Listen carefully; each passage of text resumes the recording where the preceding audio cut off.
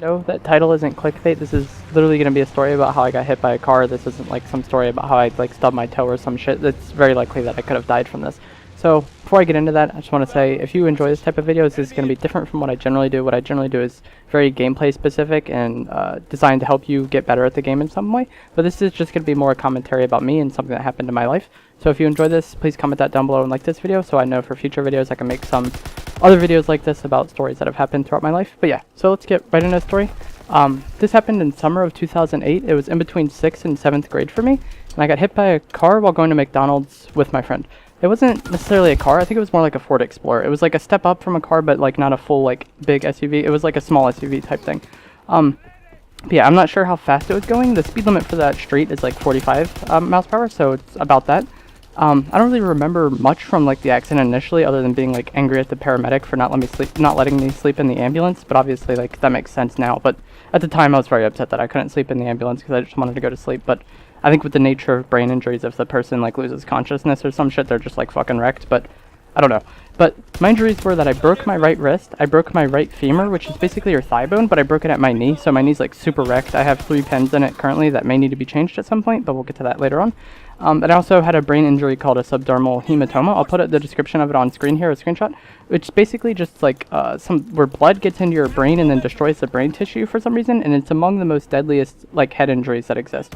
The mortality rate for this injury is 36 to 79%, so either 4 out of 10 people die or 8 out of 10 people die. It's very unlikely that people survive this, and then if people do survive, the favorable outcome percentage, like no brain damage at all for the person, is from 14 to 40%. So it's very few people who recover from this are actually like normal minded, like they have like full mental capabilities and they're actually able to do things. I'm one of the small percent that actually was normal afterwards.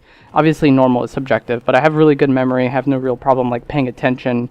I major in engineering, which is pretty much just high level math and science. I'm clearly like not mentally challenged, but I'm one of the few percentage that actually had a favorable outcome. So like I said, I don't remember much initially other than the ambulance. I know that I was in the ICU for a few days, which if you don't know is intensive care unit. It's basically the people that could very likely die and they need constant supervision or whatever. And the nurses there were super bad. Like they did a very bad job of like, I don't know, they just did a bad job. They weren't very good. But at the time, like I don't really feel like there's much to talk about with it. Like those were the injuries. It was a brain injury that was mainly the issue. I had to have surgery on my leg, which basically 3 pins in it currently that may need to be changed at some point. That's what they said. I don't know how I would be aware that it may need to be changed at some point. I guess I need to go to checkups, but I never really have. And at the time, skateboarding was like my favorite thing to do. I have a very obsessive personality about like hobbies. You could probably see that with gaming, where I play these games a lot and I know a lot about them. And this kind of started my gaming like hobby. But at the time, skateboarding was something I was super into. I started skateboarding at like second grade, and pretty much all of my free time went to that. It was something I really wanted to get better at. It was something I worked constantly to get better at. Me and my friend would always go to the skate park. I'd always try to like improve on like tricks or just doing things better over time. Like I don't know if you don't understand skateboarding, like basically there's like ramps you drop into, and we were very bad at it at first, but over time we got better, and that's something we were constantly working for. But with this, skateboarding was taking away. Not only was my knee wrecked, but even when I like could recover, the brain injury is something that would be prone to being an issue if further head trauma occurred. So like skateboarding was completely off the table forever. So I was initially like bored as fuck. I'm not someone who really likes passive entertainment, like watching TV. I just get very bored because like I'm just existing. I'm not really impacting the entertainment in any way. That's like skateboarding was like that, sports are like that, and video games are like that. And I always played video games, but I didn't really play them that much. It was just something I did occasionally. And this was the first time I ended up getting into online games. I'd played some Halo 2 at my cousin's house, like multiplayer with him and his friends, but this was the first time I actually got into online games. And like I said, it was the summer of 2008, so COD 4 and Halo 3 were the big games at the time. And I really became like obsessed with COD 4, and I played COD 4 pretty much the entire time, and it's it's pretty much the only thing I enjoyed at the time because I couldn't do anything else really. So COD 4 I just played like religiously. It's probably what started this, and this is actually when I started playing claw, because with the cast on my hand I couldn't really move my thumb to hit the other buttons, and I couldn't actually apply pressure with my thumb to play tactical. If you don't know, drop shotting was very important in COD 4, and some people played tactical, meaning their drop button would be their right analog stick, so they could just squeeze that stick and drop.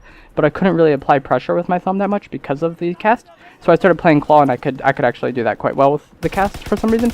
That's just the way the cast was. So yeah, that's when I actually started playing claw. So it actually benefited me in that way because I never really had to like really adjust to playing claw, just because it was kind of the situation I was put in. So this is basically, like I said, it's basically when I became obsessed with Call of Duty and when I started playing Call of Duty a shit ton. This was during COD 4, and one of the reasons why I don't really I wasn't excited that much for Modern Warfare Remastered, because like I don't really look back on that game that fondly. Like sure, it was a good game, but like the period of which that I like really played it a lot like wasn't good for me personally. So that's why I don't really have that much of a like attachment to COD 4, even though I did play it a lot and it was like the first multiplayer game I really played a shit ton. My lasting injuries from this are really only my leg. Like my leg's a piece of shit. Like it's pretty much constant pain from that point on. Like some days are worse than others obviously, but it's never really just normal and like no pain at all. It's basically like I have arthritis at this point. Like it's just always like a nagging pain that occurs. And then I obviously wasn't able to play sports or anything like that because of the potential for the brain injury thing to be a problem further on. I wasn't allowed to go on roller coasters from that point on, which was something I really enjoyed. So my recommendation, don't get hit by a car. It kind of sucks. Especially the fact that the brain injury was there, because that like really stopped me from doing a lot of other things that I enjoyed doing. I would have been able to skateboard still after like the leg injury, but it was really just the brain injury that stopped me from being able to do that and forced me to like find a new hobby. And luckily I did find something, and that was like online gaming and Call of Duty, and I actually met a lot of people. I like kind of had to change friends groups because a lot of my friends at school were like really into skateboarding, and I didn't really have to change friends groups, but we really didn't have anything in common anymore. So I became friends with some of the people I knew at my school that played Call of Duty. Like after this summer, when we went back to school, I knew some of the people there that like I knew some of them played Call of Duty, so I became friends with them, and I met some of them in like 7th grade, and I'm still friends with some of them today, and we still talk like pretty much every day and play games pretty much every day together. So some like good came out of this. Like everything, there's good and bad things that come out of it. Luckily I was one of the few people that was able to survive that like massively like very high mortality rate brain injury. But yeah, that's gonna be it for this video. Like I said, it wasn't clickbait. It's literally a story about how I almost died. It's very likely that I could have died from that brain injury, because most people that have that brain injury either die or have massive brain damage afterwards. So like I said, that's it for this video. Please like it if you enjoyed it. Comment down below if you would like to see more videos like this that are just like story driven, where I talk about something that and how it impacted me and like just something from my life. I have a few other stories that could be interesting. I was almost arrested like pretty much last year, but because me and my friend were exploring an abandoned hospital. And I have footage of it actually. We were wearing a GoPro at the time, so I could talk about that. It's a pretty interesting story, and like once again, it's not something that was just clickbait or like something that's like like exaggerated to the point. Like the cop was literally telling us he was going to arrest us, but we got out of it. Like I said, it's dragged on for way too long. If you enjoyed this video, please like it and comment down below that you'd like to see more. Thank you for watching.